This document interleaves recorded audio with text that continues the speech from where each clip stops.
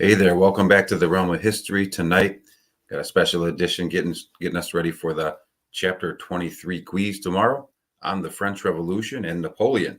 So, if you are here, give me a shout out in the comments. Let me know that you're with us. If you are unable to comment, hey, let one of your friends know to put you in there so that I know who's in attendance with us.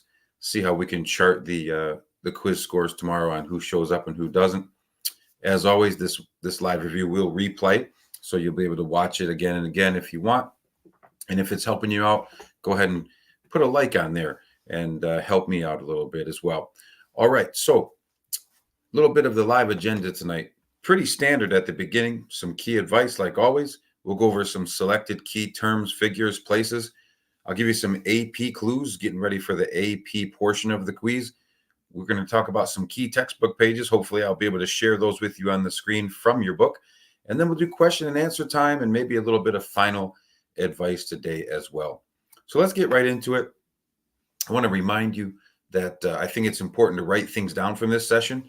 The young men and ladies that put the time into writing things down from this session and add it to the review sheet, they generally score really well on the quiz papers. So that's a pretty good thing to do. I want to remind you to read through your outline notes several times before you take the quiz tomorrow. Read them tonight, read them tomorrow morning, read them during seminar if you have that opportunity. Actually, no seminar tomorrow, so you won't have that opportunity. But you may in the morning, or if you're riding in with your parents, look those over on the trip in. That being said, it's a 5-section chapter, so that's a challenge. There's going to be some extra detail there. I looked at last year's quiz results, and I did adjust the quiz slightly from last year to this year, so the results may vary a bit, but last year's average on the content, 16.5 out of 20, and an 8 out of 10 on the AP. So, that's the numbers that you're up against there. Okay, next, I want to talk about prayer. I think we need to pray every day, every morning, every night, making sure that you're thanking the good Lord for all the blessings. That's the prayer of gratitude. Have the attitude of gratitude, right? We're so blessed.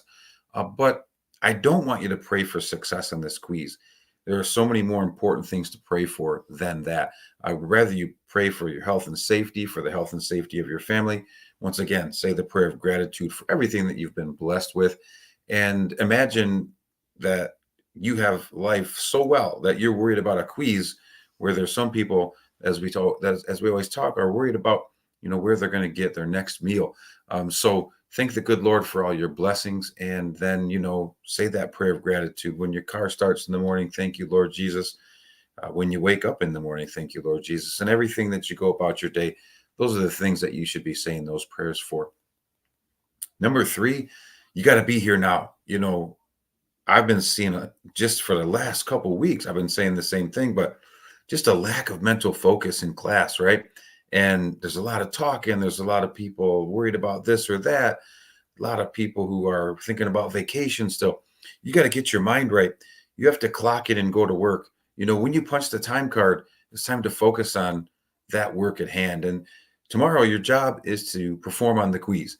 And so you need to pop in world history tonight when you're studying, during this session. And as soon as you walk in the realm tomorrow, hey, we got to pop that in. We have to be here now as soon as we go through the door.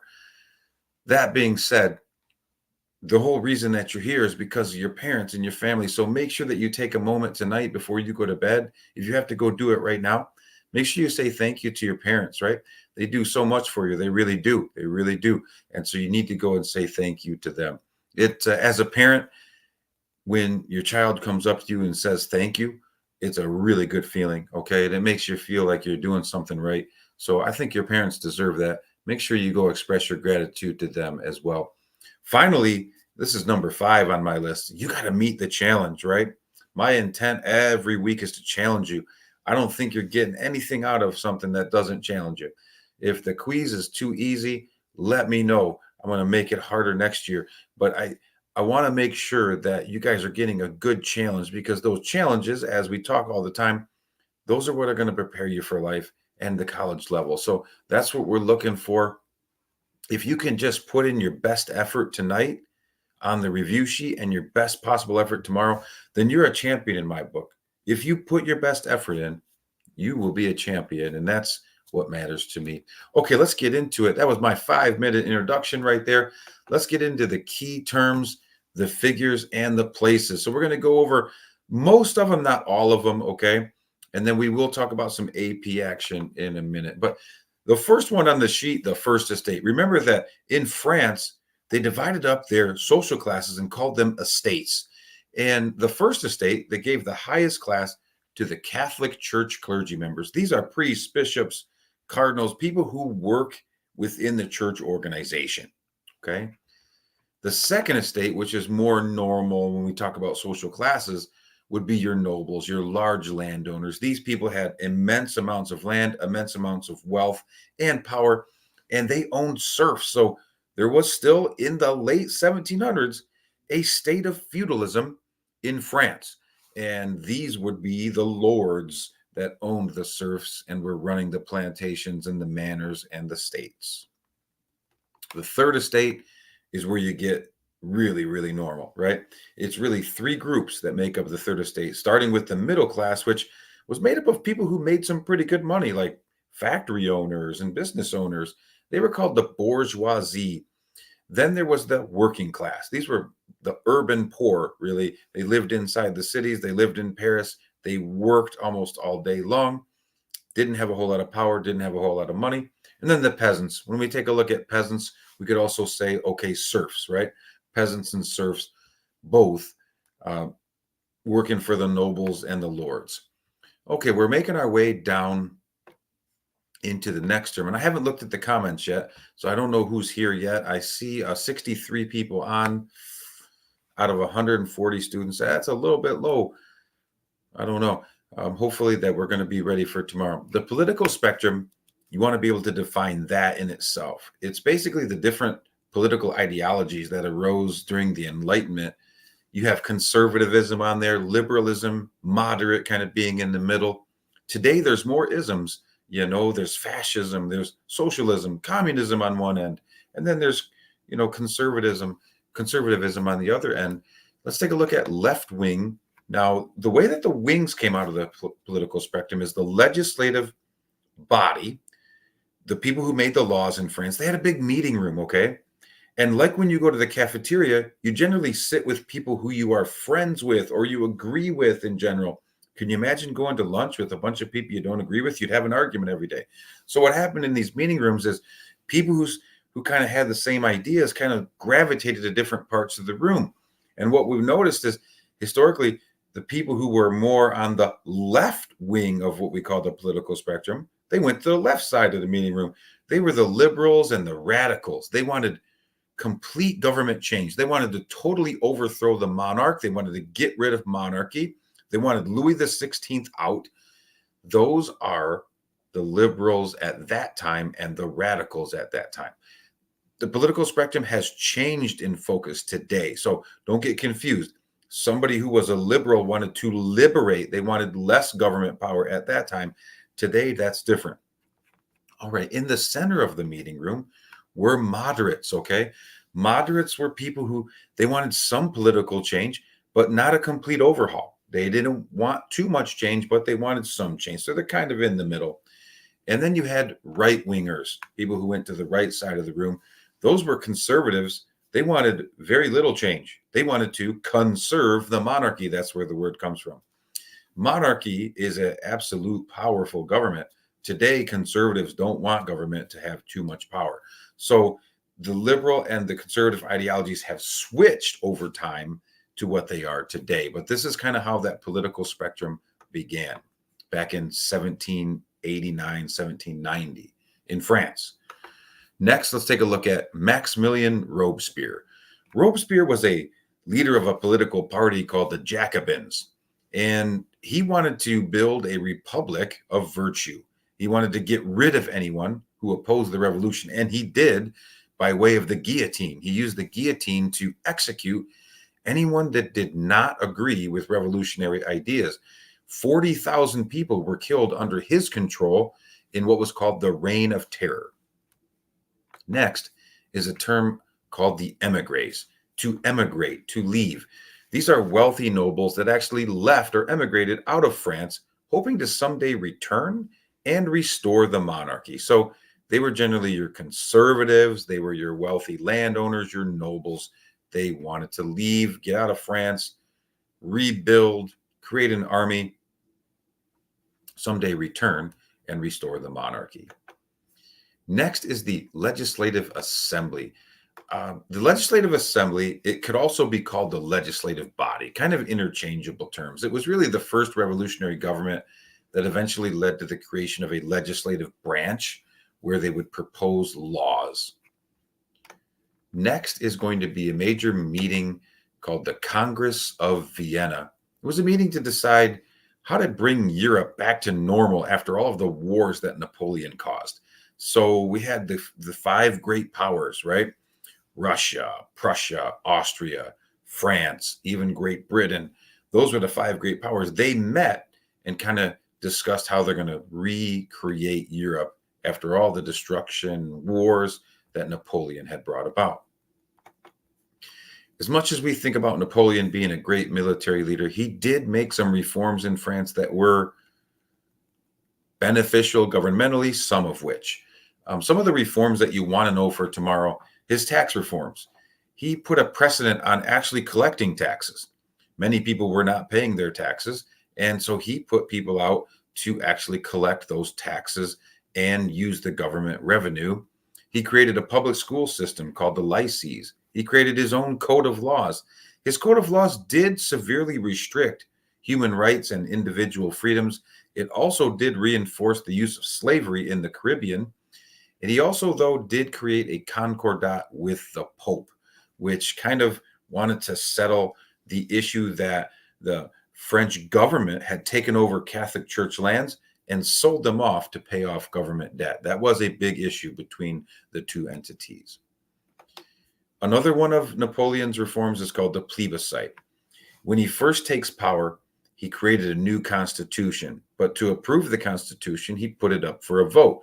And that's what a plebiscite is. It's a vote of the people. In this particular case, it was to approve this new constitution, right around 1800 in that range there. Next, the name of his public school system, the Lycees.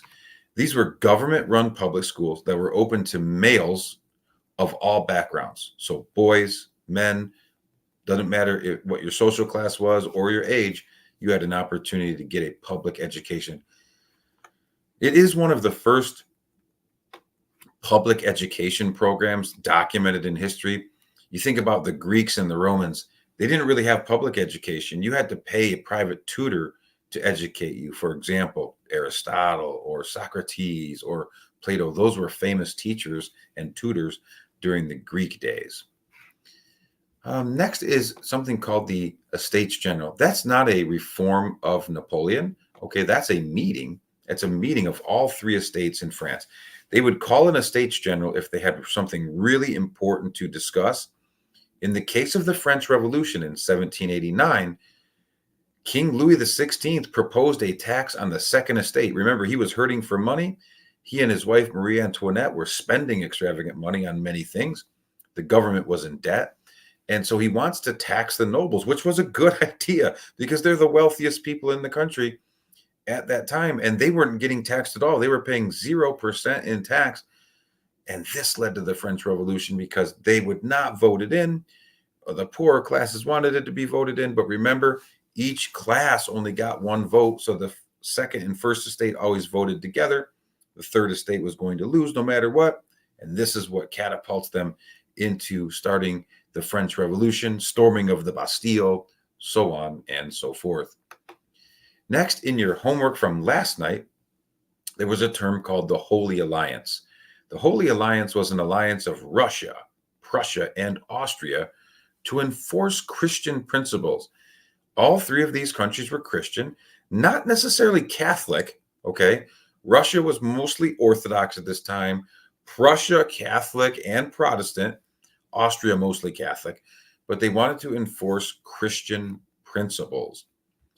Then also, another group of countries coming together from Section 5 was called the Concert of Europe.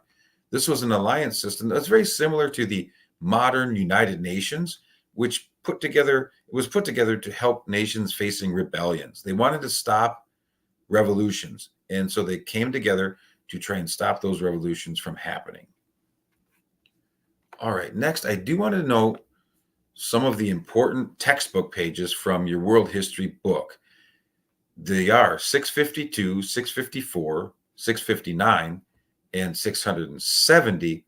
What I'm going to do right now is I'm going to pull up those pages so that I can talk to you about what's most important to know. Give me just 1 second. Okay, we should be good to go. I'm going to click it to the book. This is a little bit of a breakdown of the 3 estates. You want to know what groups made up each estate and how much tax burden they paid. This is a meme over here on the left, which shows you that the 3rd estate, denoted by letter C, was really carrying on their back the tax burden of the whole country of France. The 1st estate, as you can see, paid 2% taxes, whereas the 2nd estate, the richest people, paid 0% taxation. 97% of the population was paying 50% of the taxation. And so you can see where the heavy tax burden is there. All right, the next page is 654, so just 2 pages down. I'm going to scroll. Sorry if it affects your eyes. I do apologize. And on this page, it's a picture of what the storming of the Bastille may have looked like. This is the Bastille in the background. That was a French prison. You see revolutionaries are attacking it. There's been some cannons shot at it. Pieces are falling apart. They wanted to get in there not to release the prisoners, but rather to try and steal the weapons from the prison guards. That was the goal. This has become a symbolic starting point of the violence of the French Revolution. It really marked the start of the war. And today in France, on July 14th, I believe it is, they celebrate every year Bastille Day, which is kind of like our 4th of July. All right, I'm going to move on down to page 659, which is going to be about the guillotine. So this page shows you this invention by Dr. Joseph Ignace Guillotine, which was put together in 1792 to make public executions more efficient. Okay, so this is a painting of what it may have looked like. Okay, we know that that's what a guillotine looks like, but people came and watched these executions happen. Finally, I want to show you a graphic on Napoleon's invasion of Russia. Okay, we know that he entered in with about 420,000 troops. So this is where he starts here, and he marches in blue. And remember, when he gets in toward Russia, the Russian troops are practicing what we call scorched earth tactic. So as they retreated, they were burning all of their crop fields, killing all of their livestock. And then when he gets deep into Russia, what ends up happening is Russian winter sets in, and the French soldiers were not ready for that. They're dying of hypothermia. They're dying of lack of food. And then, as you can see in red, the Russian troops start to sweep them back all the way to France. He makes it back to the border with 28,000, and only 10,000 of those troops actually make it out of Russia. So he left with 422,000 men. He makes it back to France with only 10,000 troops. That was a huge loss for Napoleon. So those are some important pages that I think would be useful and helpful for you. Now I'm going to give you some clues to the AP portion of the quiz tomorrow. I'm holding in my hands the AP portion, and there is an MCQ with a prompt. Earlier in the week, ladies and gents, I did pass out a document which was the Declaration of the Rights of Man. That document is going to be the document that your questions will be based off of. Now, there will be an excerpt from that document that's from the early portion of the Declaration of the Rights of Man and of Citizen, and you will be answering multiple choice questions regarding that. One of the questions will focus on the Atlantic world, okay, and how it was impacted. Another one will focus on the causes of the American Revolution and how what those causes had an impact on this document. And then the other one would be, how does the Declaration have an influence on French history? So you're going to want to know kind of how that document played a big role and what was it all about, and especially the first like 10 clauses I think would be really important to read and study. I told you to read that by quiz day. On top of that, what's going to help is reading the AMSCO. That would be beneficial as well. Okay, so at this time, I'm going to open up. I'm going to go to the comments now, and we'll have question and answer session. So we've been at it for about 22 minutes. Now I'm going to go ahead and open up for questions and answers. I'm going to scroll to the top. Thank you for being here. I really appreciate all of you for coming. I know that that shows that you really care about the class and that you want to do well. I'm seeing a lot of familiar names, and I appreciate all of you. Most of the students that are checking in are ones that are doing really well in my class. I wish that students that weren't doing so well would join more often, because I think this is really helpful. All right, so Master, okay, Oscar is going to start this off. Here we go. What battles should we know for the test? Well, you know, the Battle of Waterloo is a huge one. That was Napoleon's final battle. That's where he lost and then surrendered and got exiled out to St. Helena. I would say if you wanted to focus on battles, I don't know if it's going to be all that helpful for you, to be honest with you, but I would say the Battle of Trafalgar, major naval battle in which Napoleon lost, the Battle of Leipzig, the Battle of Austerlitz, and the Battle of Waterloo. Those are ones that, whatever it says in the textbook, you should be good to go. How does the Estates General connect? All right. Well, as I said when I went over the definition of it today, it was a meeting of all three estates to vote on the proposal of the taxation on the second estate. The king, Louis XVI, proposed a new tax on the second estate, which before this proposal, they paid 0% income tax. He wants to tax them at least something. And so they came together in the three estates to vote on that. They had major disagreements, which led to the revolution. So it's a huge part of starting the revolution. The storming of the Bastille is the picture that I just showed on page 654, where the French citizens during the start of the French Revolution attacked the prison and tried to gain weapons. Yeah, you should know the islands that Napoleon was exiled to, Sam. First, he was exiled to Elba, right? And then he eventually escaped Elba, which was a small island in the Mediterranean Sea. And then after Waterloo, they didn't want to take any chances of him escaping, so they sent him way out into the middle of the Atlantic Ocean to a small island called St. Helena, which was controlled by the British. And the British put him on house arrest and watched over him until he died in 1821. Got a comment from Master Barry, who's a former student. He's asking about Genghis Khan. For this quiz, Genghis Khan has nothing to do with this quiz. We're way past Genghis Khan. We're way past Genghis Khan and the Mongols. All right. What were the most important factors to the cause of the French Revolution? Well, Madison wants to get us with a short answer that is on the review sheet. Very slick move there. Basically, I'll give you two. You can come up with some others. Number one, Enlightenment ideology. All of the Enlightenment ideology, John Locke's ideas, the ideas of Jean-Jacques Rousseau, Montesquieu, right? All of those Enlightenment thinkers, the idea of rights and freedoms, those all played a big, huge impact on the French Revolution start. Then I would say a second factor that you could put in there would be the success of the American Revolution. The fact that the American Revolution was successful in overthrowing the control of a king from Britain gave the people in France some very, very important incentive to lead a revolution and gain freedoms of their own.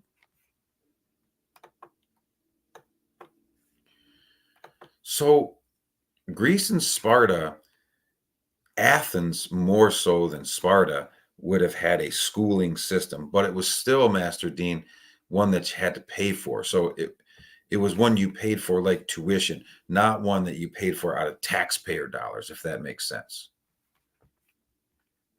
And they weren't government run, they were privately run. So that's a big difference.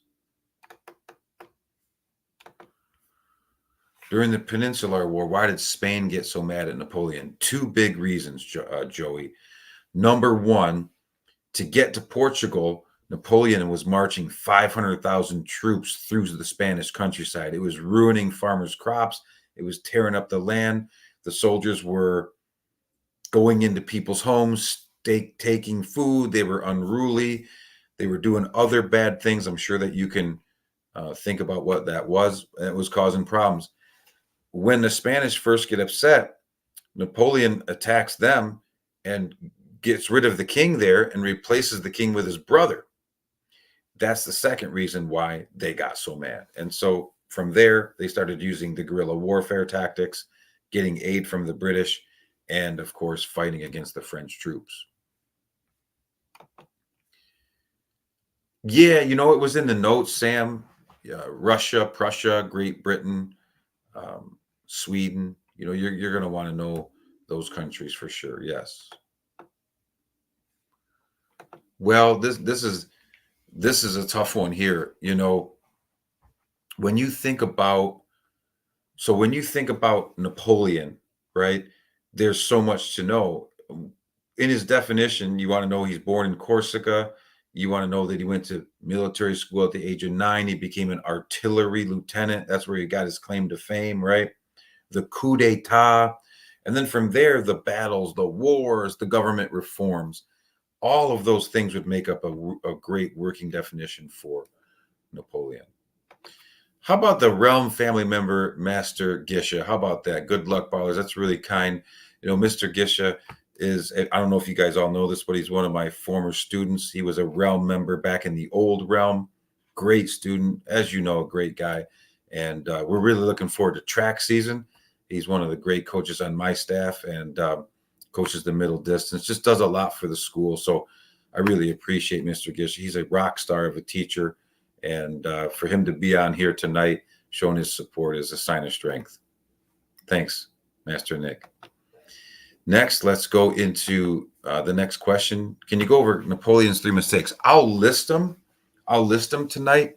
But you got to refer to the notes because I really went into detail in that section 4 about each one. The first mistake is the continental system, that blockade that he tried to put on Great Britain. It just was ineffective. And then the British counter blockaded the French, which caused even more problems for France.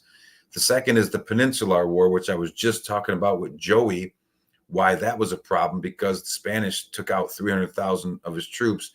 And then the third one is the invasion of Russia, right? Which I had the graphic on earlier tonight, which kind of showed you how many men Russia took out of Napoleon's military forces.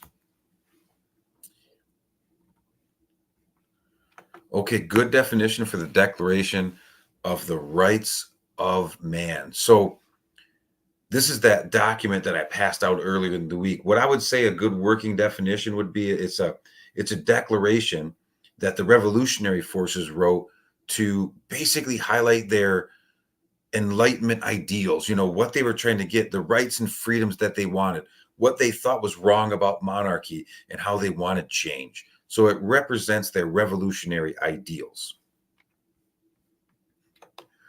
I got rid of the Fortnite. I tried it for like 2 weeks and I wasn't very good. It was fun. It's a cool game.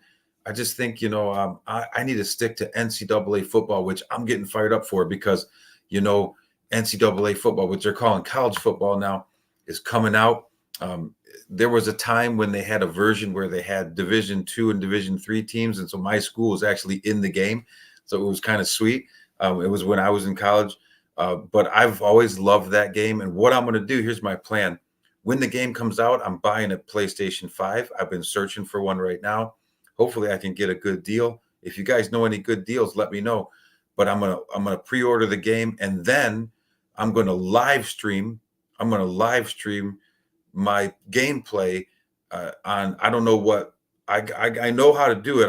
I've learned that you got to get like this cord that's a streaming cord, but I'm going to live stream. I just don't know what platform I'm going to live stream it to. I don't know if I'm going to do it here to YouTube, or I don't know. Maybe I have to do a TikTok or Instagram. I'm not sure what's the best, but definitely that is my plan. And I'm going to do like me and some of my friends, we're going to do a dynasty where it's an online tournament. So you pick your school, you build a team, you got to do recruiting in the off season, but you play like a 10-game schedule against other people who are controlling their dynasty. So I'm really fired up about that. And I'm going to record myself playing and live stream it and see where that goes. Just try things out. Can I go over the continental system? Well, I kind of already did. The continental system is the blockade that Napoleon put on Great Britain. The British were able to have a better navy, so they were sneaking through the ships that the French had put out there. And then the British put a blockade on France that actually worked, so the French couldn't trade with anybody. In fact, the French couldn't trade with the United States. We were big partners with the French, and we couldn't get there. So we went to war with Britain over this. It's called the War of 1812. When Napoleon and his army returned from the invasion of Russia, how did they get down to 10,000 soldiers left? Several factors. Number one, malnutrition. They were out of food on that march back. Number two, they died of hypothermia. The Russian winter was intense. And then number three, as they were retreating, as they were hungry, as they lacked the proper and adequate clothing, they were getting sniped down by Russian soldiers who were used to fighting in that. They had special shoes that looked like tennis rackets that go on your boots. And they were able to like walk in the snow where the French were like, they couldn't move very well. So they were sniping them down from the hill and mountainsides. And that was a big factor there. Yeah. Which island was he first exiled to? St. Helena or Elba? First island was Elba. He was exiled to Elba first. That's the island that he escaped from. Well, that's great, Joey. I hope you get a 20, man. I hope you ace ball this. I hope that work comes to fruition for you, bud. That's a sign of strength. If you put in your best effort, though, even if you don't ace it, I'm going to still be proud of you, okay? That you're a champion in my book if you put your best effort in.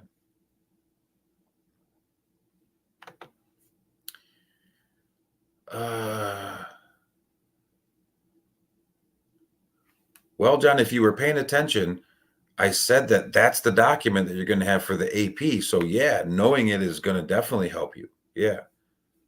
Yeah.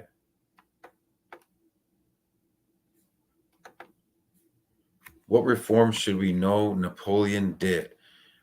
Lyces, plebiscite, concordat, Napoleonic code, tax reforms. He collected taxation. He created a national banking system. That's my list right there. I don't think we can do that. No, I mean, I don't know. I don't know. I mean, I don't think so. Yeah, I mean, that would be really fun, but yeah, because I don't think it comes out into the summer, right? So, well, I mean, it's possible. I don't know. I'll check, but I'm not sure, man. I don't know. I don't think that's a good idea. All right. Any other questions? I'm here. I mean, I think it's a good idea. It would be great. I just don't know how that works, All right, guys. I am here for a few more minutes. If you have any other questions or if there's anything that you're concerned about, let me know. I will stay on and answer those for a few more minutes. You can ask me anything that you are worried about, or if you need help with anything, I'll be here. Other than that, my final advice: make sure you pray for the right things. Make sure tomorrow that you're being here now, that you're focused, that you're ready to meet the challenge, right? That you're putting in your best possible effort. It's all anybody could ever ask of you, right? And then I would say don't forget about your project, right? The project's due Monday. So this weekend, you got to make sure you get that project. That's 50 points, remember. And so if you don't turn that in on Monday, oh boy, that's really bad. That can really help your grade, but it also could really hurt your grade. We got a question here about guerrilla warfare. Guerrilla warfare is not spelled like that. It has nothing to do with the animals that you might see at the zoo, okay? But the guerrilla warfare is where the people would attack. They would ambush, and you fall back and retreat into hiding. Ambush, retreat. Ambush, retreat. That's kind of what guerrilla warfare tactics are. Native Americans used them very successfully against both the American colonists and also the British right here in Michigan, everywhere else as well. All right. I don't see any further questions. I see the numbers are down to 36 now. So have a great night. Make sure you say thank you to your parents and pray for the right things. Once again, hey, I love all of you. I appreciate all of you. And good luck on tomorrow's quiz. Take it easy.